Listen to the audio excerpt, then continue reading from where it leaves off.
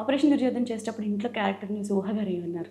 ఒకటి ఆ గెటప్ వేసుకుని పైకి వెళ్ళిపోయినాను. వెళ్ళారు ఒక రోజు ఇంట్లోకి. గెటప్ రెడీ చేసుకుని మొత్తం అంతా చేసుకుని పైకి వెళ్తే గుర్తుపట్టలు ఎవరో వచ్చారనుకుని బయటకు లేచిపోతున్నారు వీళ్ళు లోపలికి వెళ్తారు. ఊహ గారు ఓకే ఓకే.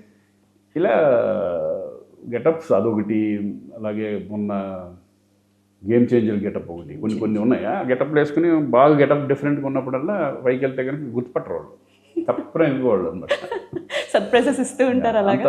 గెటప్ అంత ఇంపాక్ట్ ఇచ్చింది. ఇంటి దగ్గర నుంచి అది మీరు ఎక్స్పెక్ట్ చేస్తాను మేడం. అసలు యాక్చువల్గా అఖండ ఫిలింలో రావడానికి ఆ గెటప్పే కారణం నాకు.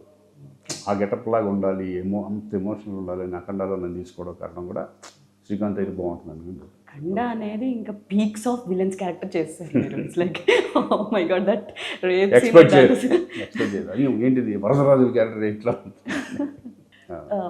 ఒకవేళ కెరీర్ని రీస్టార్ట్ చేయాల్సి వస్తే విలన్, హీరో, క్యారెక్టర్ ఆర్టిస్ట్ ఈ మూడిట్లో దేంతో మళ్ళీ రీస్టార్ట్ చేయాలనుకుంటున్నారు?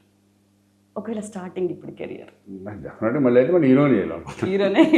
ఇప్పుడు ఇంకోటి ఏంటంటే ఇప్పుడు హీరో చేస్తాను. ఇప్పుడు స్టార్ట్ అయ్యి మొన్న 10 days చేసాం. ఓకే. ఏడుకొండలవాడ వెంకటరమణ టైటిల్, నాగేశ్వరరెడ్డి డైరెక్టర్ అనమాట. అంటే నాగేశ్వరరెడ్డి అంటే ఆల్మోస్ట్ అంతకుముందు నేను ప్రభుదేవతో చేసిన డైరెక్టర్.